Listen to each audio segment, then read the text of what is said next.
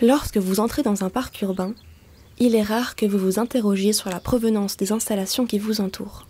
Pourtant, dans le parc des îles proche d'Aqua-Terra, le parcours de disc golf qui y est installé a une histoire à raconter, celle de 7 jeunes en processus de réinsertion, chargés de la fastidieuse conception des 9 corbeilles formant le parcours.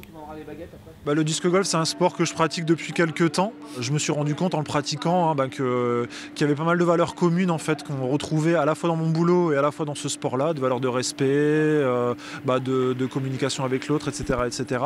Et je me suis dit aussi que c'était un moyen pour ces jeunes-là de découvrir autre chose, mais aussi d'être mis en avant. On a essayé à un moment donné de travailler différemment avec eux en leur proposant, dans le cadre d'un projet, de découvrir d'autres choses qu'ils ont l'habitude de côtoyer et de faire au quotidien.